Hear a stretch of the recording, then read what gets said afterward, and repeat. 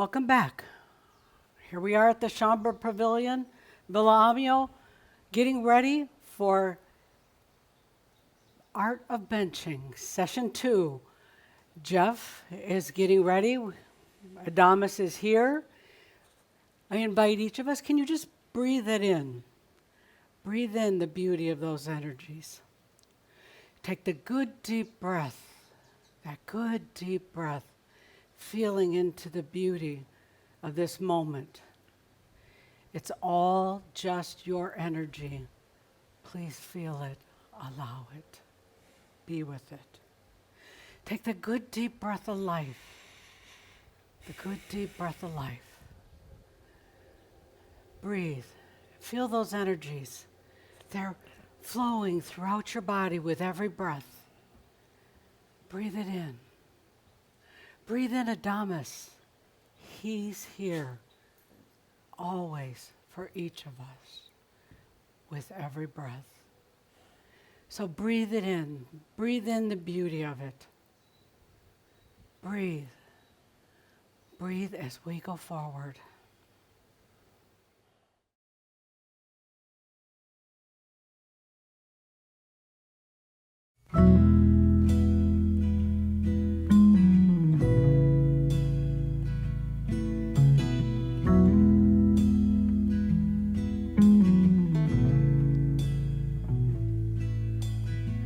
It's like when you're making conversation and you're trying not to scream.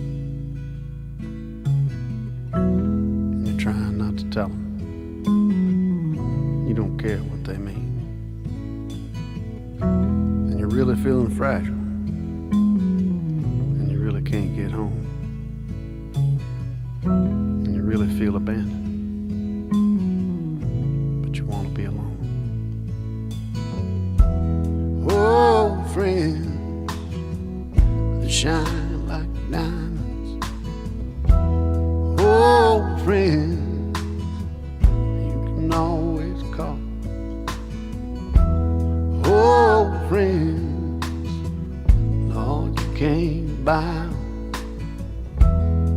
You know it's old friends after all.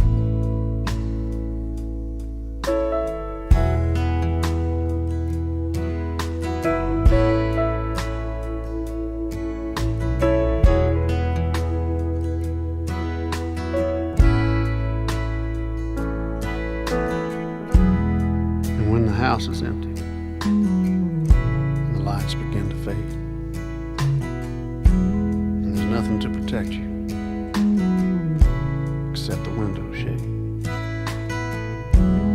and it's hard to put your finger on the thing that scares you most, and you can't tell the difference between an angel and a ghost. Oh, friend, shine like diamonds. Oh, friends, you can always call. Oh, friends, Lord, you can't buy. You know it's old friends after all. Oh, friends, shine like diamonds. Oh, friend, you can always call. Oh, friend, Lord, you can't buy. No, it's old friends after all.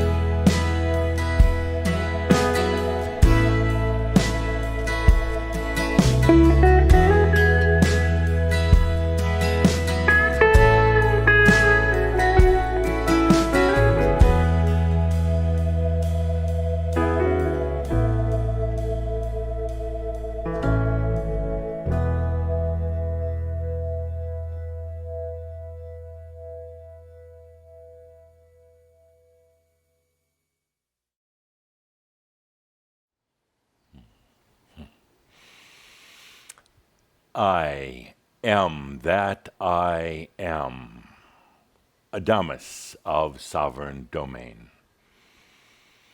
Welcome to the house of Shaumbra. Dear Shaumbra, welcome to the house. It doesn't matter where you are, where I am, we're in the house. All the energies right now are focused on this house, on Shaumbra, on you, on your journey. All the consciousness is here. We're all here for yet another shout. No matter where you are, no matter who you are, what you're doing right now, it's appropriate for you to be here. It was something you chose. There's no mistake, even if you're in the back of the room, just peeking in the door to this house of Shaumbra. It's so appropriate that you're here. This was all something that was chosen, all something by energy coding for you to be here. And the code doesn't say exactly how you're going to get here. The code just says you're going to be here. It's no mistake that Kaladra is here bringing in these messages from me. No mistake that dear Linda of Isa is sitting here at his side. It's no mistake that the Crimson Circle team, their staff, is here supporting this service to Shaumbra, and no surprise whatsoever that you're here. Not a mistake. There can't be mistakes. It's not just by coincidence. Even if you think you're just on the peripheral edge, just peeking in once in a while, not at all.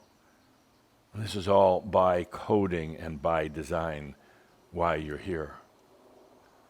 And now we have things to do, very specific things.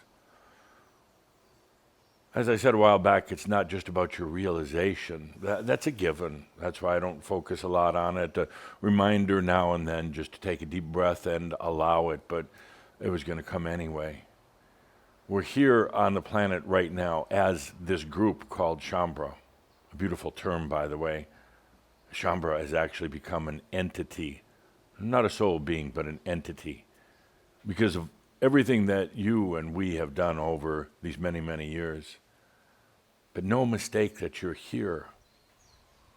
Oftentimes I hear you thinking or saying to yourself that, I don't know what I'm supposed to be doing. I don't know why I'm here. What's my purpose? How come I don't have a job that I have passion about? How come I don't have passion for a lot of things? How come I really am not all that interested in being with other people?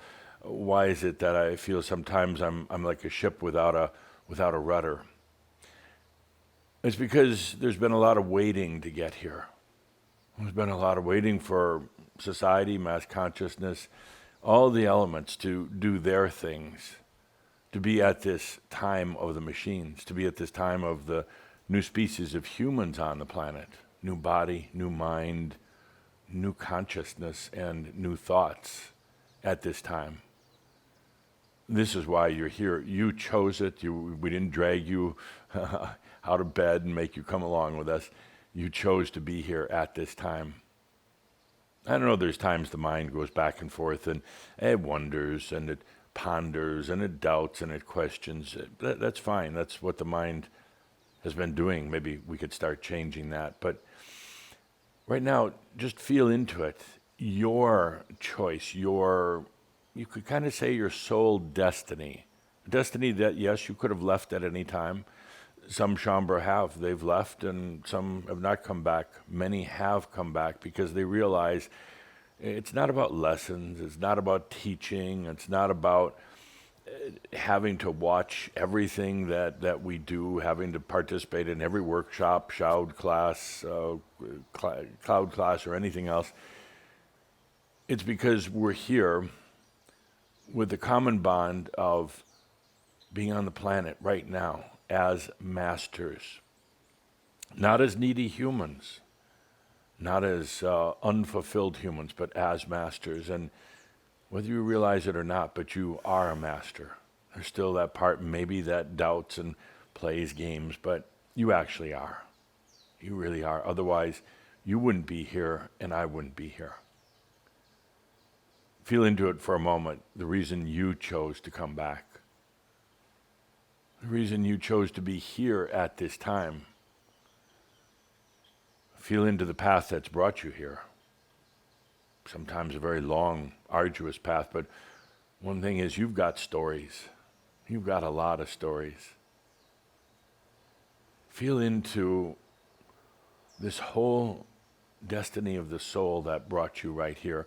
And it's not that we're going to try to convert the planet. It's not that we're going to try to change everybody. No need, no desire to do that. The true definition of compassion is accepting all that is, and including others, allowing them to do what they choose to do, just as you were allowed to do what you chose to do. Sometimes adventurous, sometimes very sad, depressing, and painful. Other times beautiful and joyful, but you chose for yourself what to do, and therefore we allow all others to. That's the true sign of compassion. And we don't have books that we hand out and tell people that they have to read all the sacred notes in it or anything like that. We're simply here to bench, to shine our light, to illuminate, because there are so many potentials that humans just don't see yet. They live in a very kind of a limited, very constricted reality. They don't see it yet, but you know, when the light goes on, when your light radiates out to the world, then they see it. And then it's up to them. Choose it, don't choose it, doesn't matter. We're just going to sit here on a park bench, or in my case, a bar stool, and have a little coffee. In my case, pretty good coffee. So let's take a deep breath with that. Amped up. I hear dear Linda talking about things getting amped up. I hear it after we do a workshop or a class or a shout or just about anything these days, a cloud class, and people are saying it's amped up, so intense, so fast right now. Well, absolutely. We're keeping pace, slightly ahead of pace of humanity. And humanity's amped up right now in every which way, and it often appears to be confusing and discombobulated and a total mess, but it's really not. It's really, really not. And it's just change. It's just what happens when everything is changing at quantum speeds and people are having a hard time wrapping their heads around it, understanding it. It's blowing their mind. They simply can't comprehend. They don't have words to put it in. They don't have qualia, which is association from something in the past to relate it to, other than it's just going damn fast and it's rather confusing. There are people screaming about injustices all around the world, and certainly there are many. And certainly there are going to continue to be injustices, and in some ways the chasm, the divide between those who have it and those who don't, those who want it and those who don't want it, it's going to widen. But the bottom line is that all this mess, all this commotion, it serves a purpose. It really does. And what can you do? Well, you can just take a deep breath and realize you made it here. Give yourself credit for that. You made it here. You say, what should I be doing right now?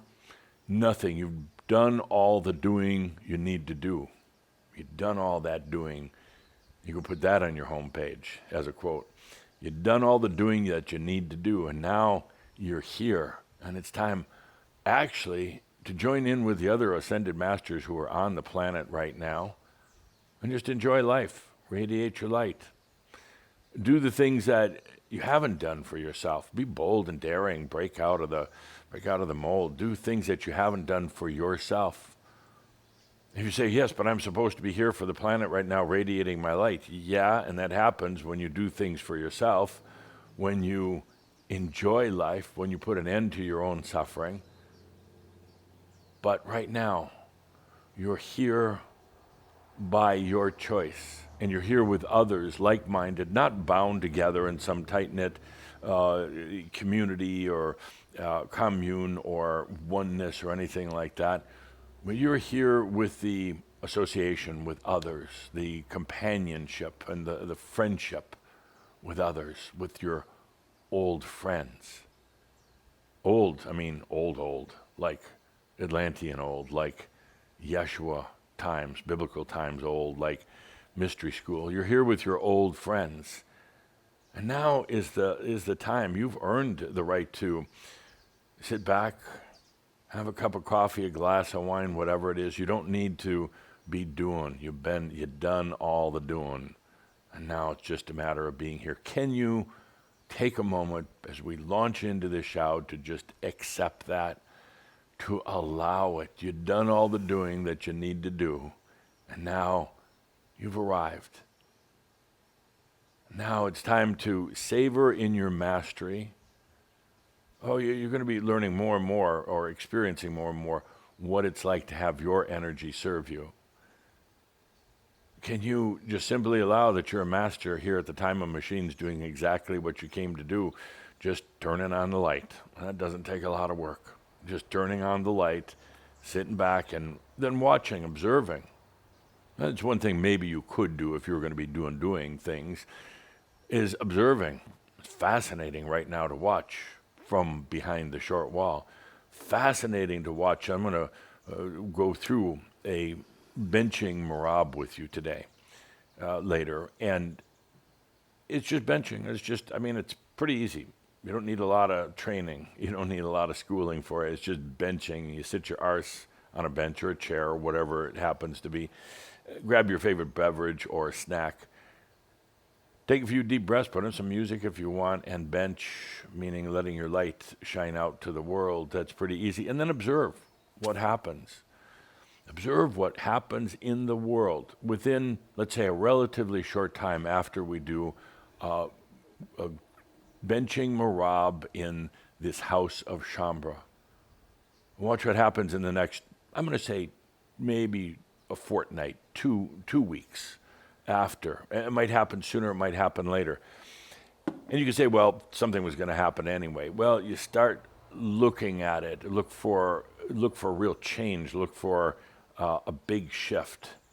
And each month as we go through and do our mirabbing and our park benching together, start to notice the patterns and what happens in the world after that. And again, we're not trying to change the world. That's a tough game to play, because the world would jump in if you say, I'm going to try to change you. The world would say, game on. You try to change me, I will try to change you. Game on. Let's see who wins this one. No, we're not doing that. Simply taking your favorite beverage, sitting on your favorite park bench. And I'm so sorry to those of you, we start this benching series at the beginning of winter in some places, but dress up, put on some extra layers, or sit in a cafe. Or sit at home if you want. Nice to get out of home once in a while, but sit in a cafe, sit in your car and bench, turn the heat on, or whatever it happens to be. But now it's the time just to shine the light, and then observe. If you're going to do anything, observe what happens on the planet. Maybe there's somebody out there that'll start tracking this for us. A certain shout held on a certain day. Let's take a deep breath with that. You're here for a reason. Not to have, some big important job, or not to change the world, or not to build a huge identity for yourself. You're here simply as a master. That's a pretty good story in itself. Not only how you got here, but I came into this world right now to be a master. Here I am. Let's take a good deep breath with that. Amped up, absolutely. Everything is amped up, and even, dear Linda, you look lovely today. Well, thank you. Well, Always handsome. thank you. I'm still not used to wearing these Hawaiian type of shirts, but I'll get used to it after a while. comfortable. Comfortable. Even Mark Twain didn't wear this type of apparel. Oh. No. Always a tie. But, dear Linda, anyway, so you know that in our recent shouts and events and workshops, it's pretty fast. But not so fast that it overwhelms you. Maybe it affects you. How were you affected after the Masters in Communication workshop? It was just it was so expanding and shifting a perspective that, and you keep doing that, and so it's like, do you think That's you're? why I'm paid the big bucks. I know, and so I keep thinking, okay, where is it going to go, and then it goes more. It goes more. Well, wouldn't you be disappointed if it was just, oh boy, same thing, hasn't changed in 10 years? I wouldn't still be here. You wouldn't still be here, okay. But yes, it's amped up, and after a very intense session like we just did, it was beautiful. Amazing. It sometimes affects the body, and particularly because we were talking about the body, the physical body, and the light body, and you'll notice, and sometimes it can just be what you would call tiring, and what's really happening is just you need to be down for a little bit, sleeping or relaxing or stop doing all the time. Are you asking me to admit that I was trashed and just I'm not asking anything. I'm planting was kinda suggestions. Oh, you were trashed, and so were so many of the others who participated in the Masters in Communication. It affects you. Once in a while, it's just go sit by the pool or lay in bed. I don't always advise just laying in your regular bed because it has an energy imprint in the bed. It's more for sleeping than it is for changing, adjusting, shifting consciousness. I didn't go under the sheet, so that. Oh, well, yeah. that makes all the difference in the Yeah, world. yeah. Oh, okay. totally, Yeah, totally, yeah. totally. So anyway, absolutely, things are amping up. They're going fast, but In a cool way. I think we'd all be bored if they weren't. If we were stuck, if there was nothing going on. That wouldn't work so That well. wouldn't work so good. Okay. Well, let's begin the shout. And I'd like to begin with a little story. This is the story that takes place a long, long time ago. It's the story of Giuseppe, a brilliant, talented sculptor. Story of Giuseppe. So Giuseppe loved doing sculptures in bronze. Bronze, of course, is the combination of copper and tin. And it's relatively easy to work with, considering easier than working with marble or stone or things like that. But Giuseppe loved creating everything. He started out creating little miniature bronze sculptures, and then they got bigger and bigger, did life-size sculptures, and he was known far and wide for being the greatest sculptor of all. One day he said, I want to do my masterpiece now. I want to create such an amazing sculpture of God. Of God. And of course, back in those days, everybody related God to looking like an old guy. So he designed this sculpture. It was 5 meters high.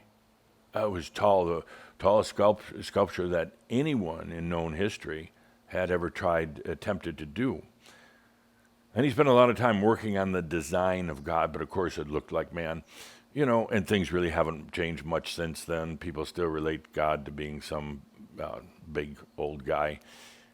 But he created this work of beauty, paying attention to every little detail, becoming almost obsessive, giving his apprentices such a hard time anytime they made a little mistake or messed up, because he wanted this to be a sculpture that would endure through time to honoring God. And maybe showing people that God was always present. God wasn't just up in heaven somewhere, but God was here on earth as a sculpture. So it came the day that they would be pouring the molten bronze into the mold. You know the molds. You've done metal work, dear Linda. It came the day, so they mixed up a huge vat of molten bronze. The fires were hot, and here the bronze liquefied because of the fire, bubbling away, and was all ready to be poured into the first portion of the mold. At that point, Giuseppe was so careful about every little detail, wanted to know exactly the consistency of the molten bronze at the time, wanting to know that it was the right temperature and everything just right, the right colorings that had been added to it for extra effect. And he was close over the big cauldron of bronze, going away being heated up, and he looked over and went a little too far, fell straight into the vat of molten bronze. Now, you think that would be the end of the story, but of course, no. This is an Adamus tale. The story continues. The moment his body hit that hot liquid bronze, it melted. It didn't burn, it just melted and immediately turned into little crystals inside that bronze. It crystallized itself. And the funny thing was that you would expect that, well, poor Giuseppe would be, basically baked Giuseppe or fried Giuseppe by then, but he wasn't. He was now in this molten bronze. And he could feel himself. He could hear himself. He was aware the heat wasn't burning his skin because he had none left. It had all been crystallized. But he was in the midst of the experience, this liquefied, what was going to be God pretty soon, and he was in it. Well, the apprentices were busy and distracted. They had a lot to do. Giuseppe had given them so many instructions beforehand, how this had to come off just at the right time and done absolutely right. So without regarding where was Giuseppe, they thought maybe he had slipped out to go to the restroom. They poured the molten bronze into the mold. And then they poured the other half and put them together and let them set. And now, here was Giuseppe cast into his own sculpture. The bronze cooled off and they removed the mold and admired the beauty of this very, very tall sculpture of God. Were amazed at how it looked now, not just as a casting, but how it looked in real life. It was so tall and it looked so powerful and was very assuming in its authority and its power. Well, they were busy doing all the touch-up on this statue and finishing off some of the rough edges, tweaking it here and there, and nobody bothered to ask where Giuseppe was. And that statue sat for a few days before it was ready to be taken by an army of men into the village square and erected on top of the stand that they had put together. And here's Giuseppe inside the statue, literally fused into the bronze. He could hear himself. He could feel himself. He could hear the others talking, and he wondered, how come nobody's saying, where's Giuseppe, where's Giuseppe? But, well, he was known to love the women in town, and they just figured he must have ran off with some young woman and perhaps maybe never come back. But it was their task to put up this beautiful sculpture, which they did. And now, here's this sculpture of God looking out onto the village and onto the village people with Giuseppe cast inside of it. Locked in, couldn't get out. He tried screaming, nobody could hear. He tried pushing his way out, but that bronze was so strong, nothing would do. He wondered what next for Giuseppe.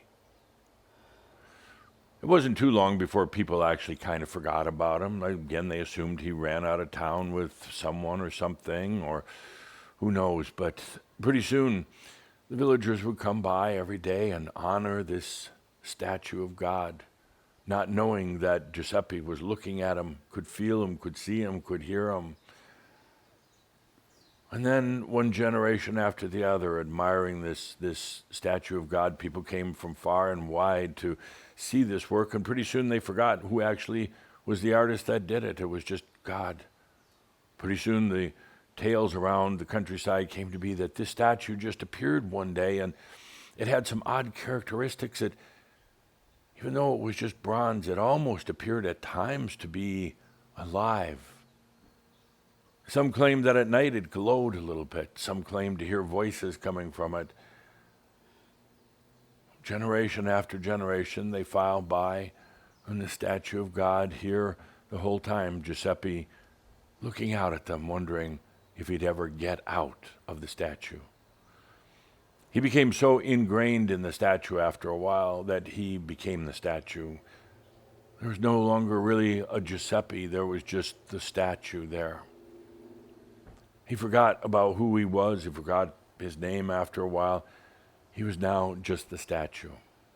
And stood there day after day for all to admire and all to worship.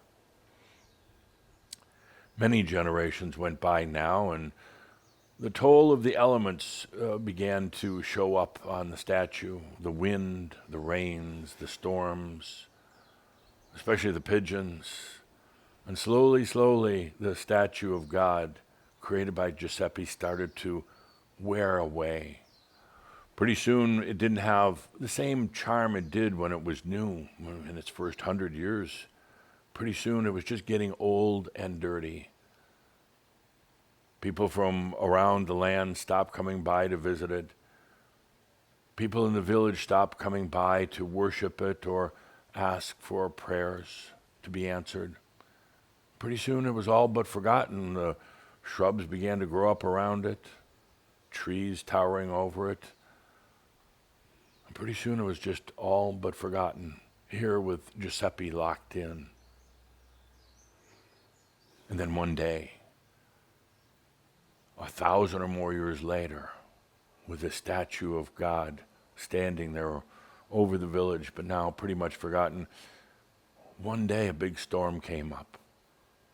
It came across the horizon, a huge tornado, and it moved through the village and went straight to the statue of God made by Giuseppe, straight to it. And by now the statue was pretty worn out, had holes in it, lost a lot of the detail, was discolored, wasn't much of anything. It was pretty drab, pretty boring. And this tornado headed straight for it, knocked it over onto the ground, shattered it into thousands of pieces.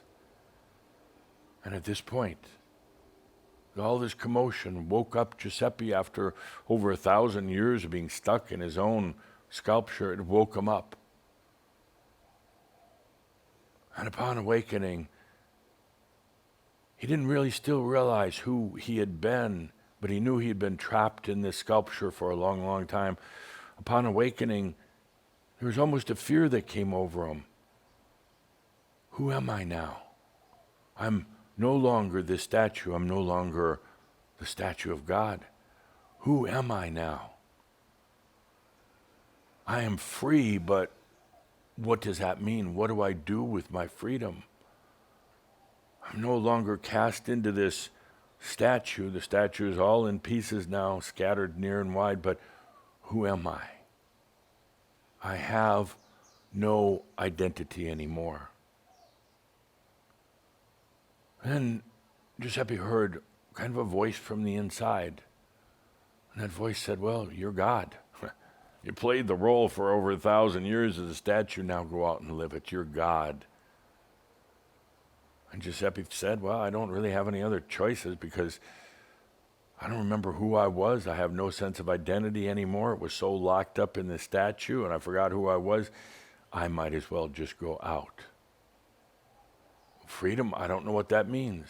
I know I'm free, but what does that mean?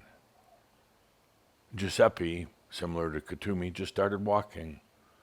He started experiencing, and slowly, slowly, some of his memories of being Giuseppe came back, and memories that he would later learn were of past lives came back. Slowly, slowly, he began to realize that he had cast himself in his own identity as Giuseppe, the famous sculptor. He had cast himself in such a tight-locked identity that he forgot to be free and to be expressive. He forgot that he could create himself any way he wanted at any time, but he'd gotten so locked into himself, into his expression as the great sculptor that, well, literally it translated him into getting trapped in his own sculpture. So he walked a lot and traveled and met people, and all the time resisted ever building a defined identity again. He let himself have identity. He let himself enjoy his expression, but he resisted ever being trapped in a single identity again. Oh no, not after that 1,000 years in the sculpture of God. Now he realized how fun it was. One day he could be one thing, the next day he could be another. He could be a baker. He could be an artist. He could be a politician. He could be anything he wanted. He could just be a being walking from village to village, enjoying life, talking to other people. He realized that it is so easy to get trapped in an identity when the true God within says you are all identities, anything you want to be. And yes, you can dive deep into one. You can become trapped as if in a sculpture. But you're always free to create any new identity you want for yourself. So that's the story of Giuseppe, the sculptor. Not as good as my story, getting trapped in, you knew that was coming. Not as good as my story of being trapped in the crystal prison, but yet another iteration of it. One that leads into part of our discussion for today. One of the things that you're going to find happening to you right now, or has been happening to you, is that sense of identity that you shaped and created and sculpted for yourself and molded for yourself and then kind of got stuck in. It's breaking away. It's getting old right now. It's been subject to a lot of weather, rain, wind, storms, other people, boredom, depression, you name it. But that old statue of you is starting to fade away. And that's scary to some. That's really scary. You've been in that statue, in that physical body and in your mind, in your identity for so long. You fear. Well, I know some of you say intellectually, oh no, this is all great, but when it comes right down to it, there is some fear there. What happens if all my identity is shattered and you resist it, you try to protect it, and it doesn't eventually work? That storm, that tornado is going to find you because it's you. It's your soul saying, and the dragon saying, no, it's time. It's time for true freedom. It's time to realize that you are not just this identity. I mean, this identity is fine up to a point, but you're so much more than that.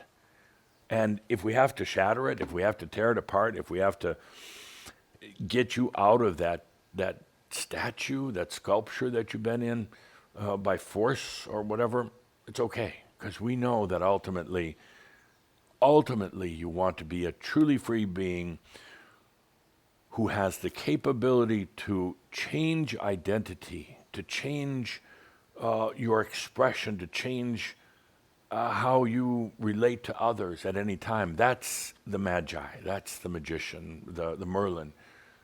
Not trapped in a single identity other than arguably the I am that I am. But the I am that I am isn't a definition. It's consciousness. It's not a statue. It's open flowing air. I say this because as I work with you and watch you, and of course Kathumi doing a lot of work on the side with you, and we talk at least once a week. How is Shambhala? What are they doing? Kathumi, what is your perception? Where are they at? And we both realize that so much right now is about identity disillusion, falling apart, and it's frightening. And you try then to grasp, to hold on. You try to reinforce the identity. You don't have to. You just take a deep breath and let it go. It doesn't mean it's dead. It means now you're open to many other forms of expression, many different types of identities, not worrying that you're going to have all this aspect confusion or anything like that. But now you get to express and change and have the freedom now to re-identify or by identification. I hear the expression on the planet right now, people talking about identifying as such and such and such and such, and identifying as a transgender, identifying as a soldier, identifying with whatever. Here now, we're opening up those identifications. Why be singular in your identity? And why create an identity based on false gods? Why create an identity based on things that, maybe it was fun to experience for a little bit, but now it's time to let go and to truly be free? It's a pretty big shift, and we can feel the resistance on many of you of by identifying or re-identifying yourself, because the old identity falls apart. The dragon was instrumental in helping with that, break it apart. But you realize the dragon is also there. The dragon is you. The dragon is there so you can be so many things now, to be the Merlin, to be the human on the planet, to be a child in many ways, to be an artist, to be anything you want to be, and you can be them all. And that's the beauty of being the Merlin on the planet. You're not stuck in one form of identification. Your name is no longer so important, other than when you have to give your driver's license to the friendly police. The name is not that important anymore. The list of your accomplishments, your degrees, or your failures, or whatever it is that has shaped your identity is not that important anymore. It helped shape it. It helped cast it in a type of spiritual bronze, but now it's time for that to go away so you can truly be free, like Giuseppe being released from his sculpture. Take a good deep breath and feel into the beauty of your identity that you've created, the beauty that you've sculpted. Admire the beauty.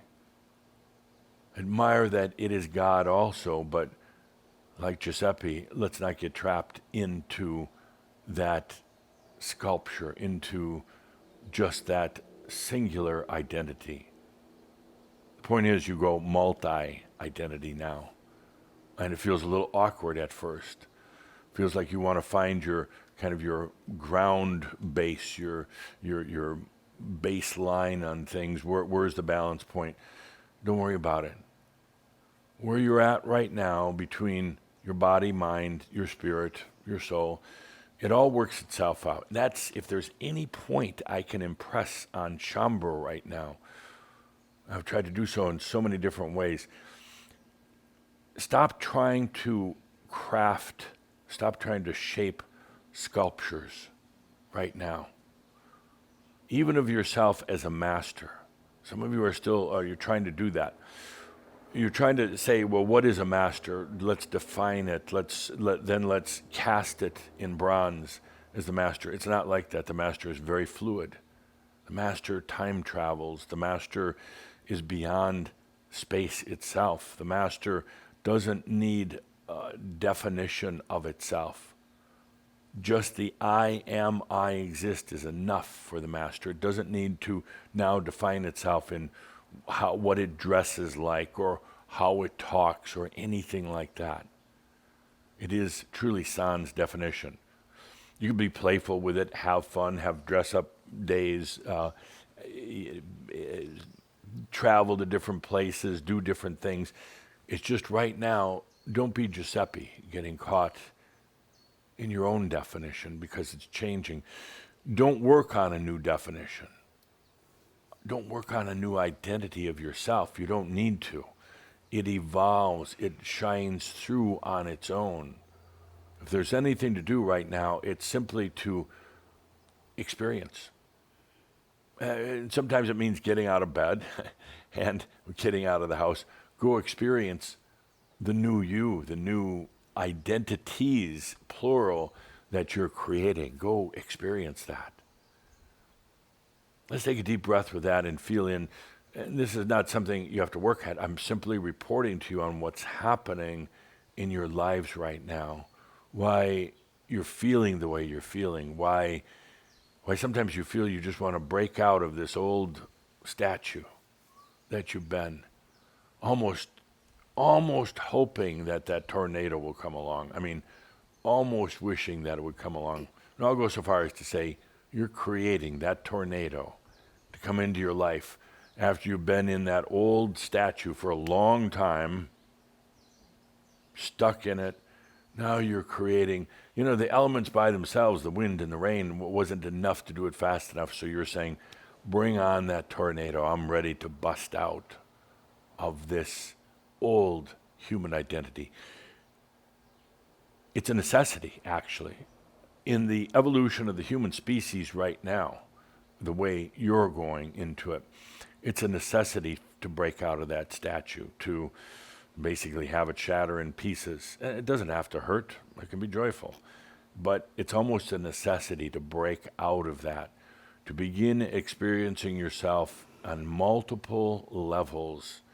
Yes, you can create identities, play with them, have fun with them, but just don't cast them in bronze right now.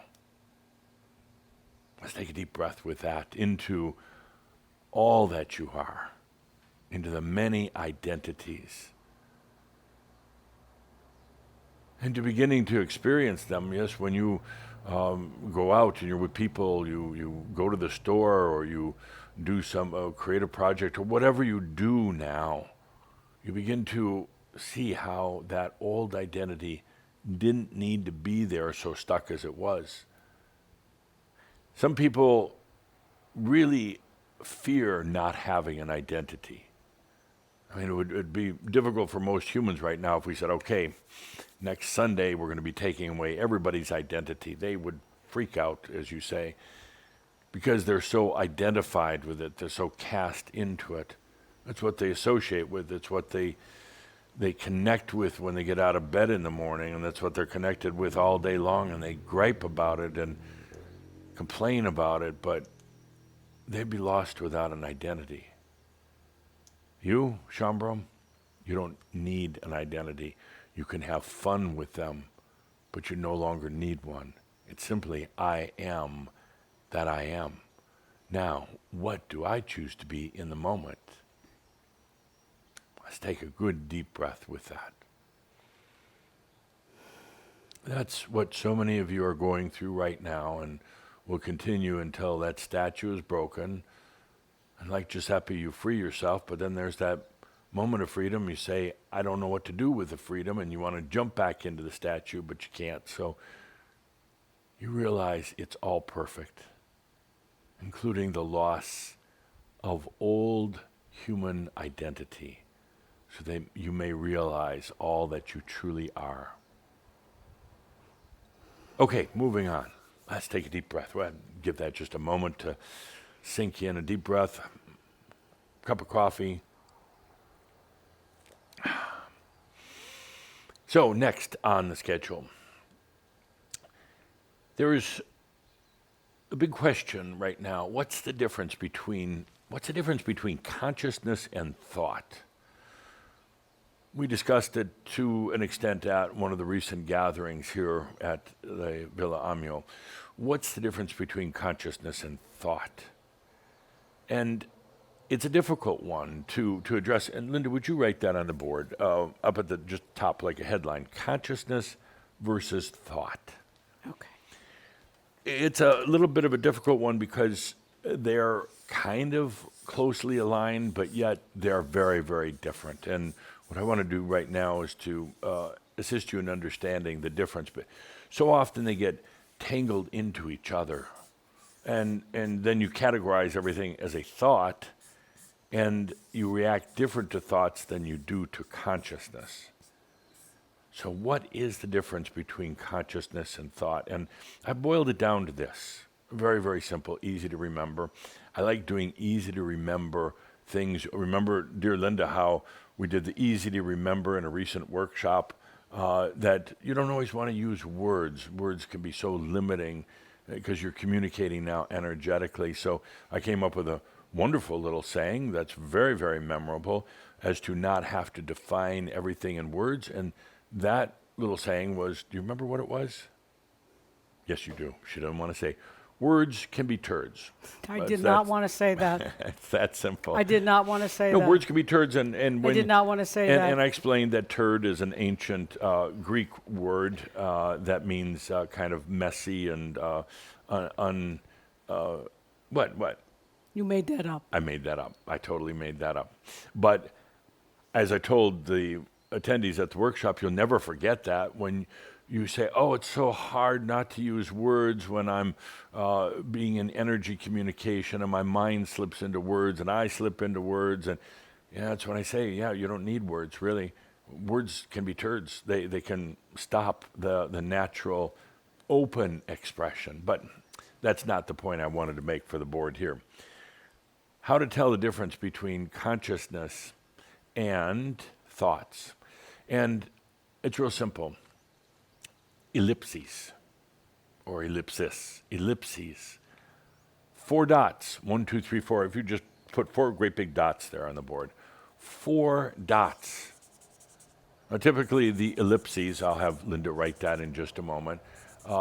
Typically the ellipses are 3 dots, but we're going to use 4 to kind of remind ourselves and set it apart from other uses of ellipses. So, ... Would you write the word ellipses plural? Or you can write Ellipses, both okay. words. Ellipsis, Right below. yes. Ellipsis and ellipses. English word meaning at the end of a phrase, ... And that's how you tell the difference between consciousness and thought. That's all right. It's a difficult word to spell. It's with 2 L's. So ellipses and ellipsis. And we'll go through it in just a moment as soon as Linda figures Cis out. or cis? SES. Kind of a inside joke, you could say. Ellipses. Ellipses is usually 3 dots we'll use for ellipses. So next page, please. So in helping to understand the difference between consciousness and thought, so here is consciousness. I am that I am. Write that on the board. I am that I am, 4 dots. That's consciousness. I mean, it's put into words, yes, but it's not super defined. And the 4 dots at the end mean that now go into the experience. Well, it's not defined. It's open-ended. It's a feeling now that can then go into anything, an experience. It can go into a thought. I am that I am, and then 4 dots. The thought on that can be many things. If you were to categorize and say, okay, here's the thought, you don't need to write that down. Here's the thought, I'm not sure who I am. That's a thought. Or I am Giuseppe, the sculptor. That's a thought. I am 66 years old and feeling fine. That's a thought. Those are thoughts, and they end in a period. I am a human on the planet, period. That's fine. There's nothing wrong with that, but consciousness is open-ended. It's I am that I am. And then the ellipses. That's kind of consciousness. The difference between consciousness and thought is the difference between an ellipses and a period. There's many others. I exist. If you write that on the board. That with 4 dots. That's consciousness. I exist. It's a feeling. It doesn't need a lot of definition. Ellipses? Yes. It doesn't need a lot of definition. It's consciousness. I exist.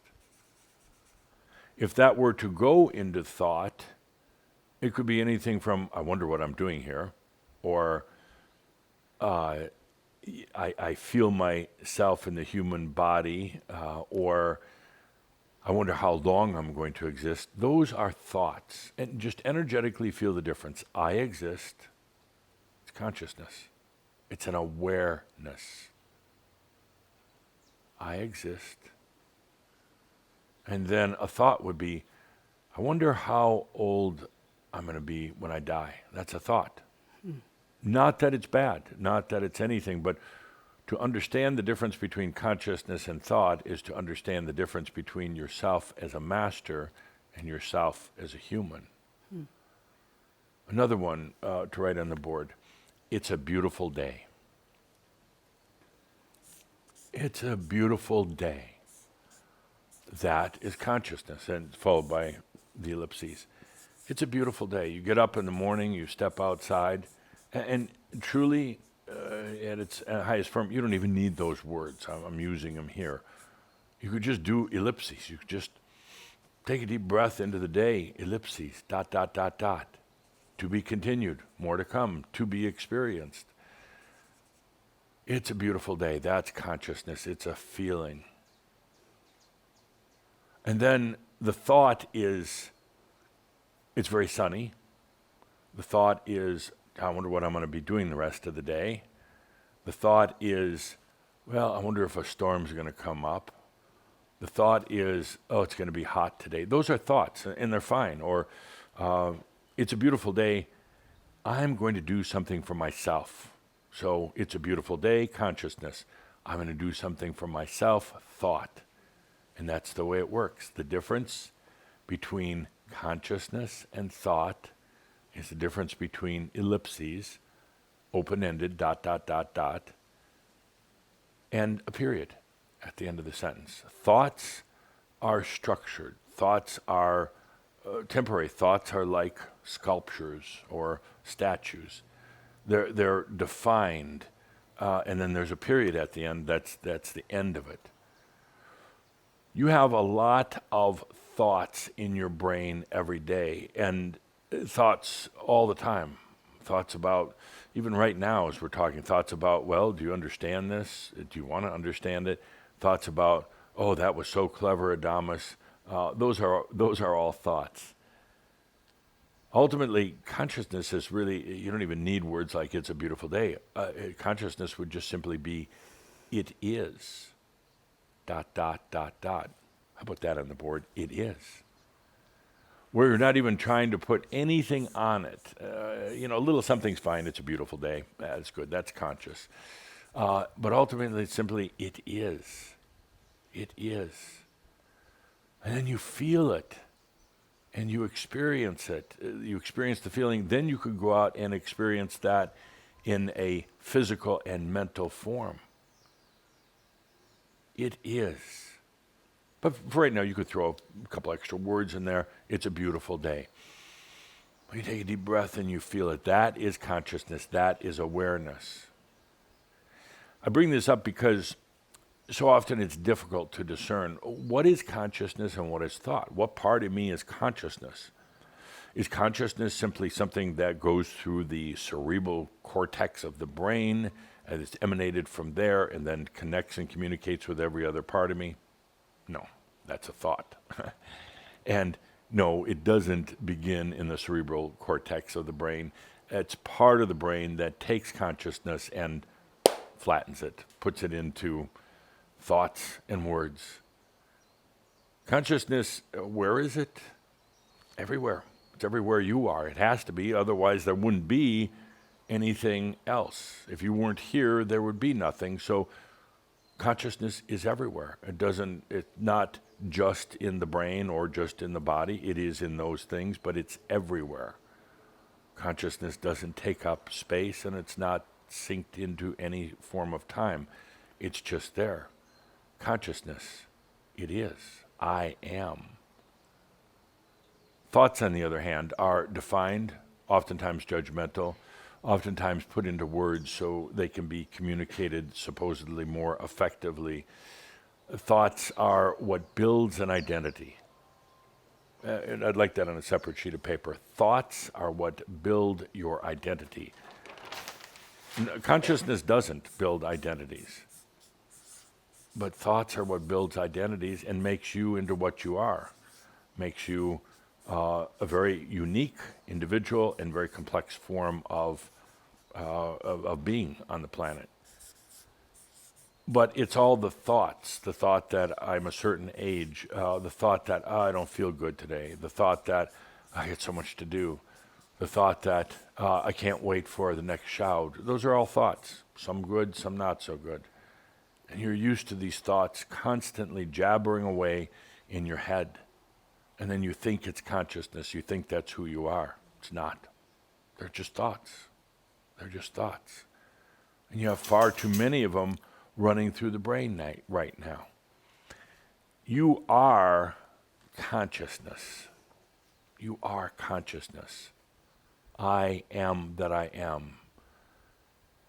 It's a beautiful day.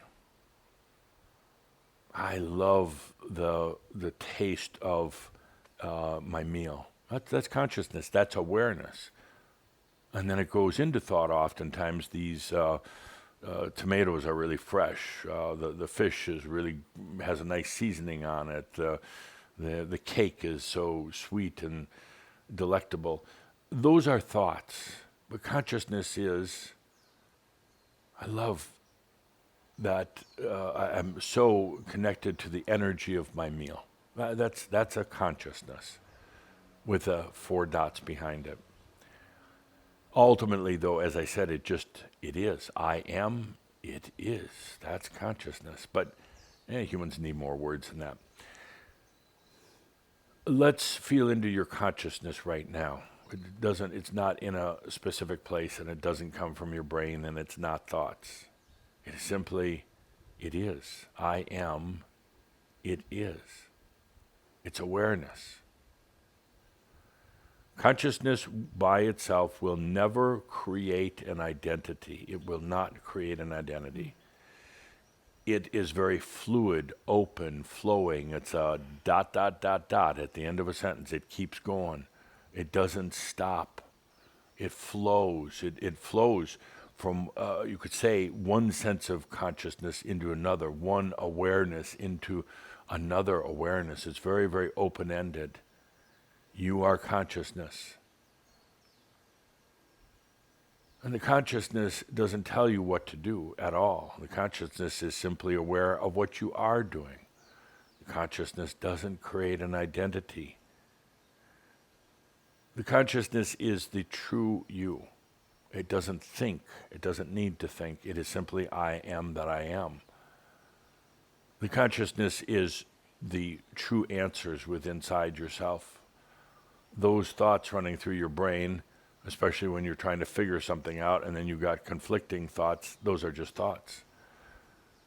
Come back to your consciousness. I am that I am. ... Meaning, I am that I am.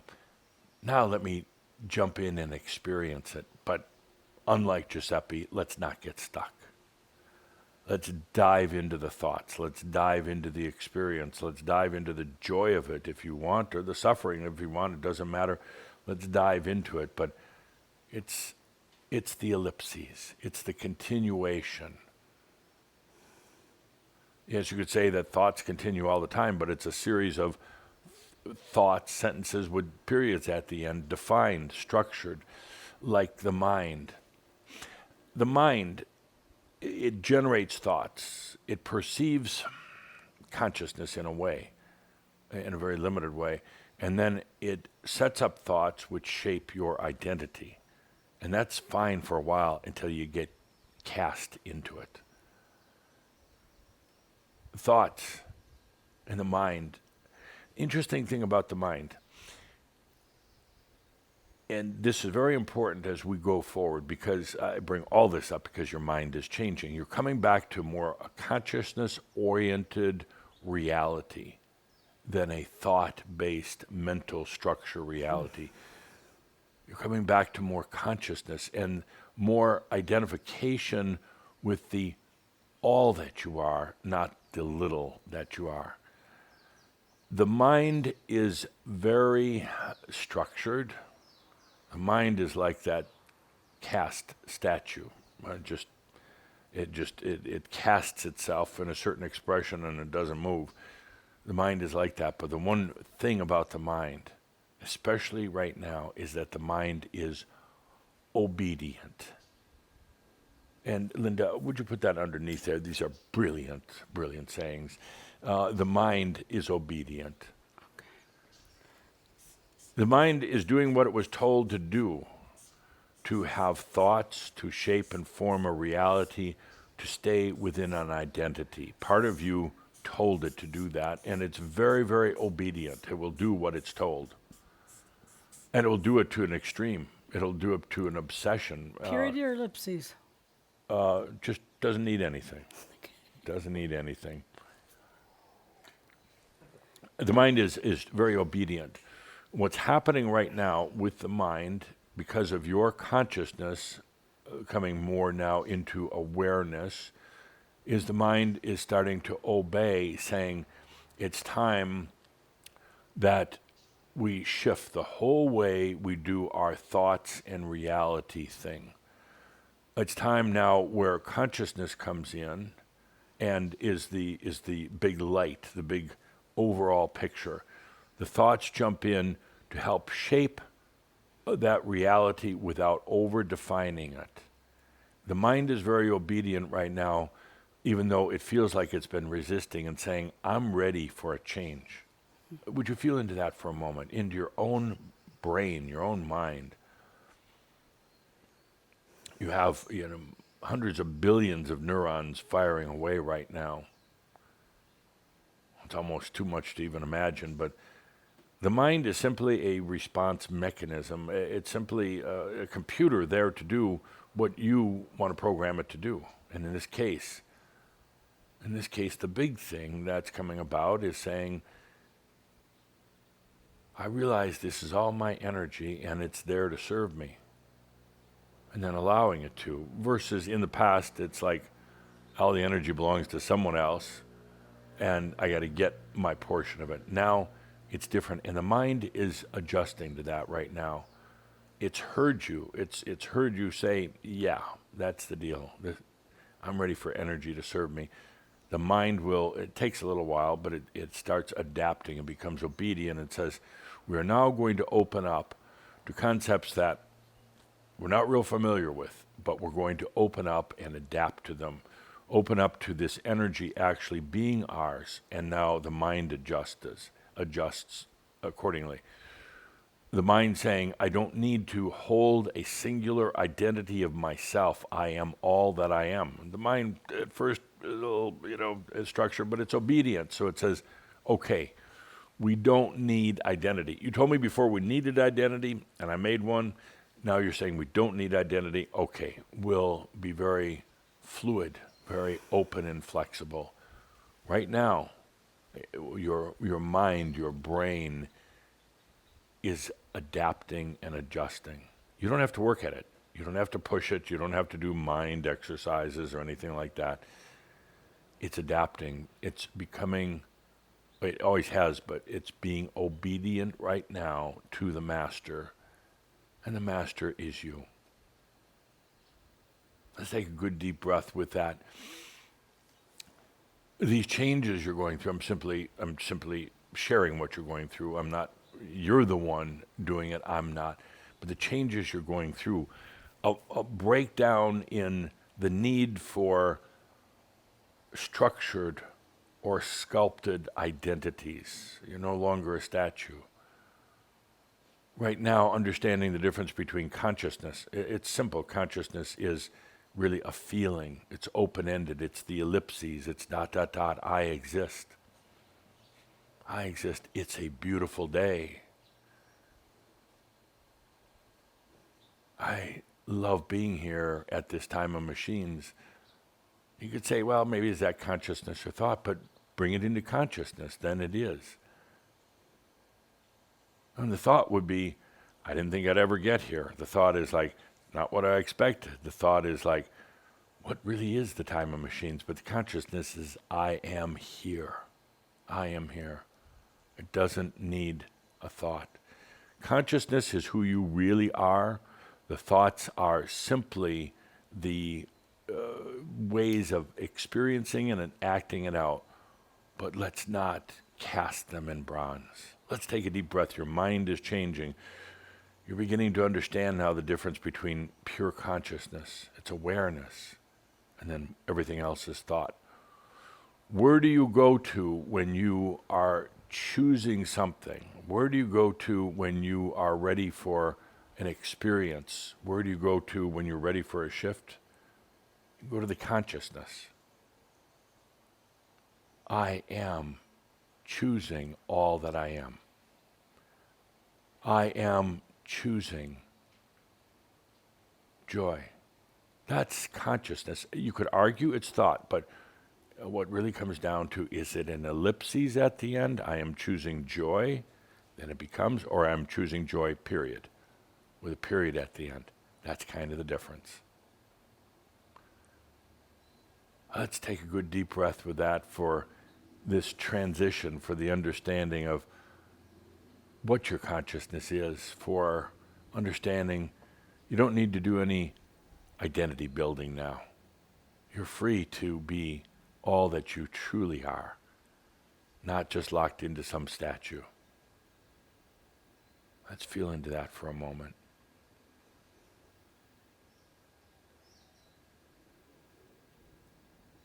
I see some of you are getting very creative. Yes, an ellipses necklace, 4 diamonds in a row. Oh, that was Linda. But think of it in just that simple terms. Don't think about it too much. Now, what did he say that the difference is in ellipses, ... That's consciousness. Whereas a thought ends in a period. Pretty simple. Okay.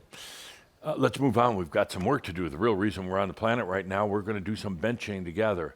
Let's gather up all of our energies. Let's put on some music, and let's do what we came here to do. Now, of course, you can bench anytime you want by yourself. Hope you do. It shouldn't be a discipline. It shouldn't be suffering. It should just be something that you pause from the regular part of the day, and you say, it's time for benching. It's time to simply shine my light.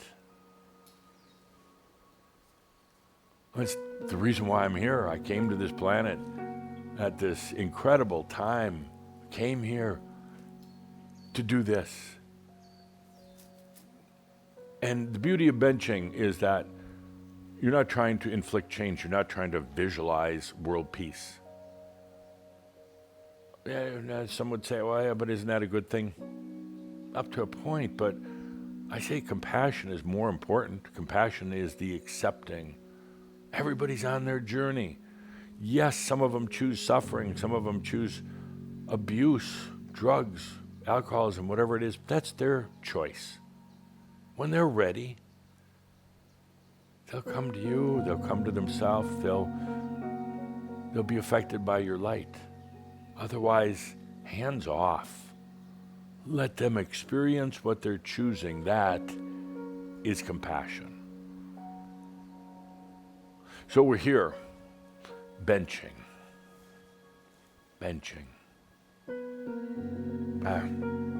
Cup of coffee, something to eat maybe. Benching is not meditation. Benching is not meditation. So many meditate trying to quiet their minds. Oof. Good luck on that.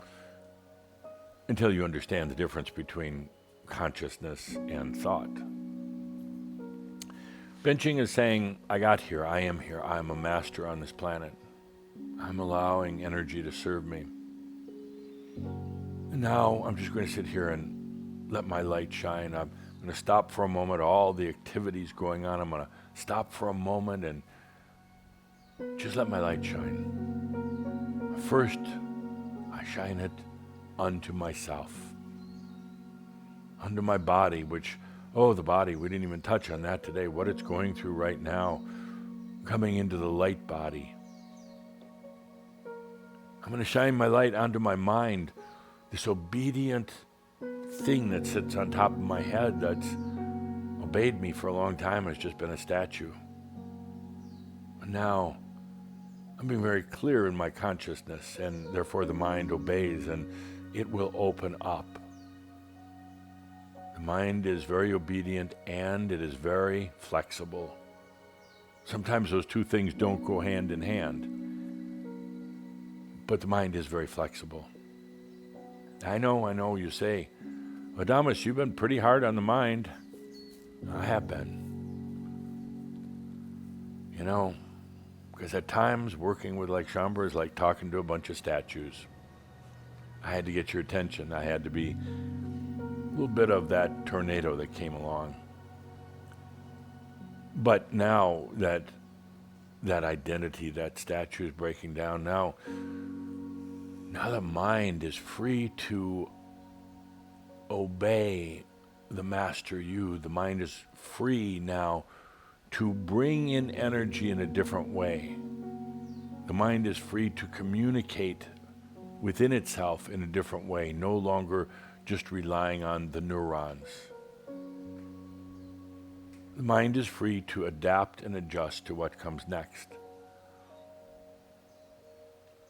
It doesn't need that complex communication system of neurotic activity. It doesn't need that. So first you shine the light unto yourself, unto your own body, not trying to make change, but rather allowing a natural evolution. You shine it onto your mind, not trying to sculpt your mind, not trying to turn it into a statue of some sort, but rather shining your light saying, dear mind, there are so many potentials. Let's go for them. You shine your light onto your whole life. Not trying to make anything, do anything, just shining light.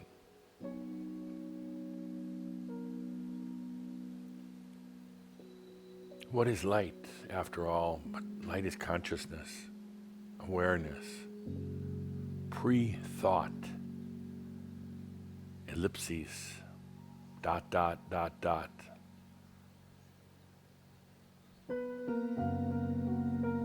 You're really becoming more aware of yourself through your own light. Aware of all that you really are, aware that you're not this statue.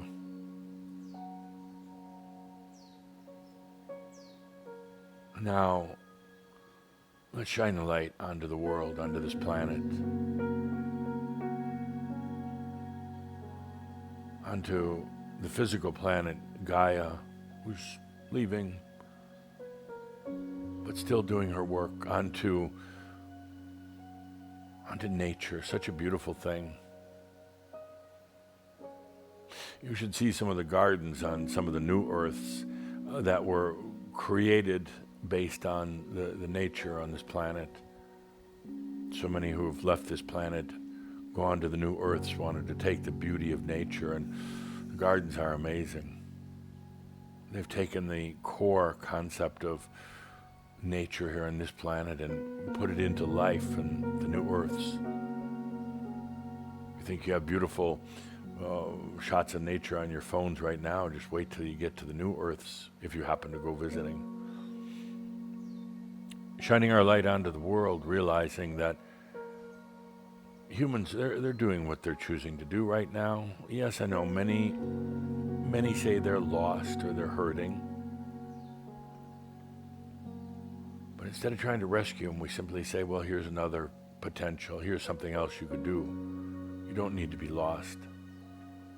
You don't need to hurt. You don't need to be energy vampires. You don't need to be power mongers. Here's a light that shows you what else you can do.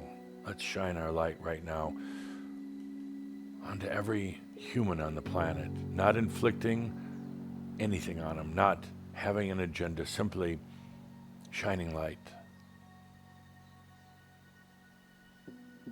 It's not a rescue remedy. It's not a judgment. It's simply saying, let there be light, so you may see, if you choose to see.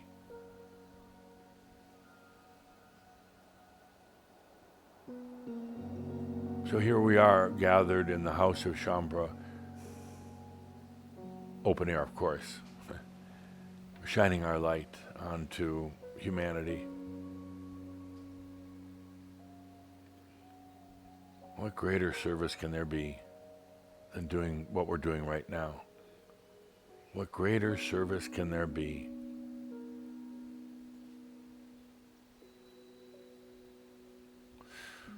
There are others who picked up where you left off from your former energy work, energy holders on the planet. cause workers, the ones attending to the poor and the needy. And yes, there is a need for that. There are others who picked up on your work as energy holders, maintaining very important links between this realm and the other realms, between human and divine. They've been around forever, for a long, long time, oftentimes sequestered somewhere, simply holding that link, maintaining that link. Many of you have served in those roles in the past lives, as energy holders, cause workers. But now you come here to do in this lifetime what you planned all along, to be a master, an illuminated master. We're shining our light right now across nature, across the skies, across the planet.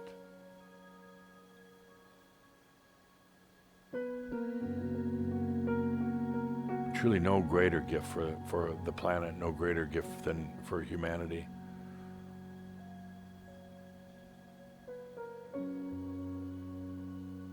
We're not missionaries or emissaries either. Yeah, missionaries. An interesting thing. So righteous in their work, bringing the word of God and Jesus to everyone, even those who didn't want it. Big righteousness involved in missionary work. Here, read this book. It'd been different if the missionaries would have gone to people and said, if you're ever looking for change, it's already right here. But instead, they brought books and rules and regulations and a lot of violence. No, we're not missionaries. We are not emissaries. Simply masters sitting on a park bench, shining our light so that others may see their own grand potentials now or in the future. I love this work. What we're doing right now, I love it. It's a little easier than all those years of discussions and lectures and everything else. No, I love this. Just sitting with you on a park bench.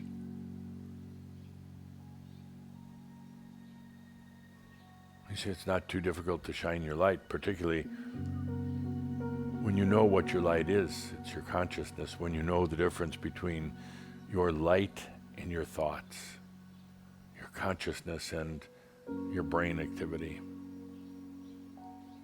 This is a lot easier.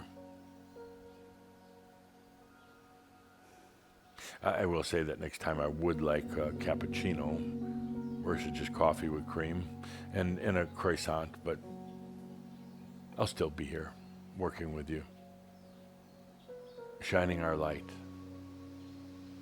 It feels good when you can just truly be so safe as to open up and shine your light, not worrying about any intrusions coming back, because they're not going to.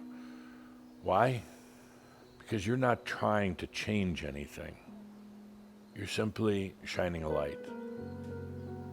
If there was any response to you shining your light onto the world, it'd be the world shining its light back onto you.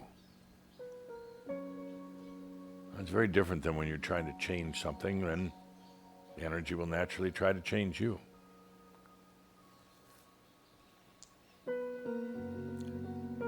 It's pretty easy work, what you think, we're just sitting here on the park bench, but remember everything it took to get here. Remember the trials, the tribulations, the experiences, the seemingly wrong turns with the wrong people.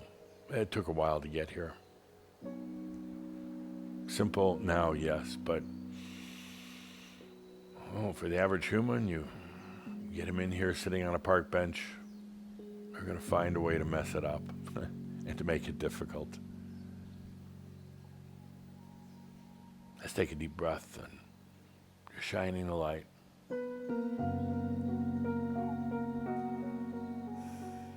You know, radiating like this gives you a whole new appreciation of everything. When you look at nature or even other people, it gives you a new and different kind of an impression of yourself.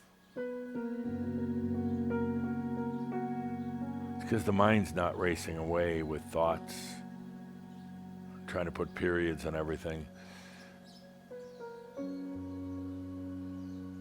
It's more openness, it's more sensuality, because it's coming from consciousness now. I am that I am. Because it has the 4 dotted ellipses, not a period.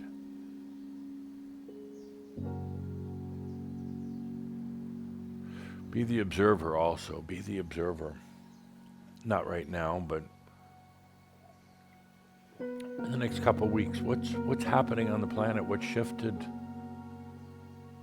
At first you say, well, it had nothing to do with us. That was something that was going to happen. But we do enough of these together, or you by yourself, and you start to say something really is shifting. And you hear in the news, they say something totally unexpected happened today. Something that did not follow normal patterns. Something totally out of the blue. And you can smile and you go, possibly our light had an effect, caused some changes. You hear about a new scientific breakthrough, and I say, boy, nobody would have ever expected that. That was out of left field. That was totally unexpected, and it defies so much of conventional thinking. When you hear that type of thing, it's brand new, unexpected. You can smile, pat yourself on the shoulder and say, that's what happens when the light is illuminating. When the light is shining, whether it's to some scientist looking for answers, some change in a old social structure, some opening up. When you start hearing the words unexpected, unprecedented, out of the blue, totally different, quantum change, that's when you start smiling. All this benching, this working up a sweat here, benching, look what it's doing to the planet.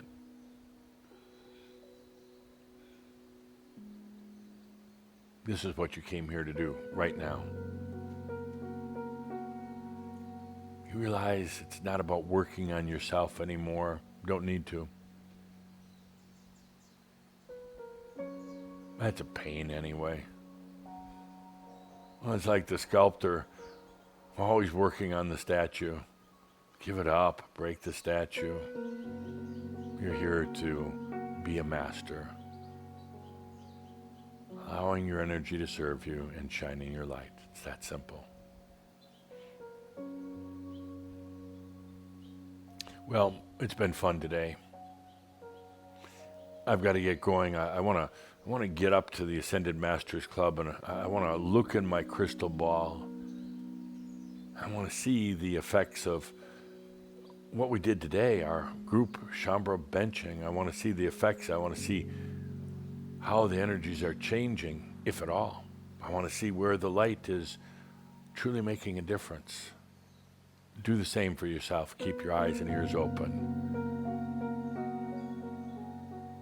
Let's take a deep breath together. Always remembering that all is well in all of creation, especially when there's your light.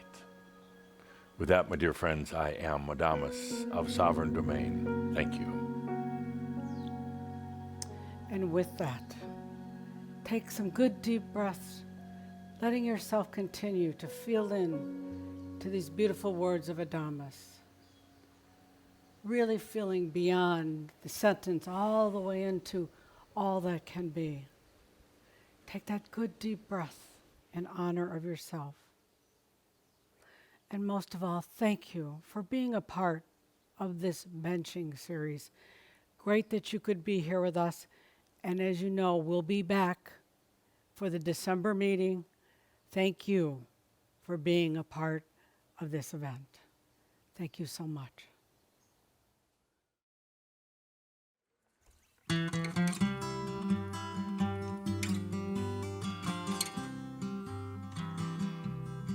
On the island, we do it island style. From the mountain to the ocean, from the windward to the leeward side. On the island, we do it island style. From the mountain to the ocean, from the windward to the leeward side. Mama's in the kitchen cooking dinner real nice. Beef stew on the stove, loamy salmon with the ice. We eat and drink and we sing all day. Kani Kapila in the old Hawaiian way on the island. We do it island style. From the mountain to the ocean, from the windward to the leeward side. On the island, we do it island style. From the mountain to the ocean, from the windward to the leeward side. We go grandma's house on the weekend clean, yeah. If we don't go, grandma gotta work hard. You know my grandma, she like to pour it real sour. I love my grandma every minute, every hour on the island. We do it island style. From the mountain to the ocean, from the windward to the leeward side. On the island, we do it island style. Do it island style. From the mountain to the ocean, from the windward to the leeward side.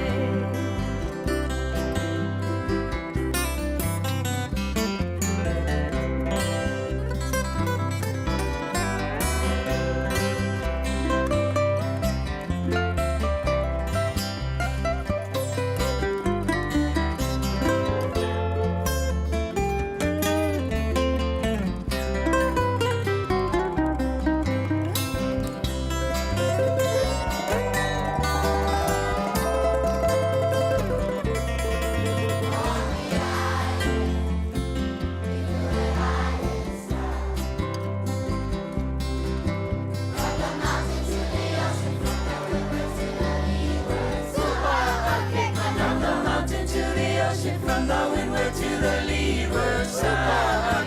From the mountain to the ocean, from the windward to the leeward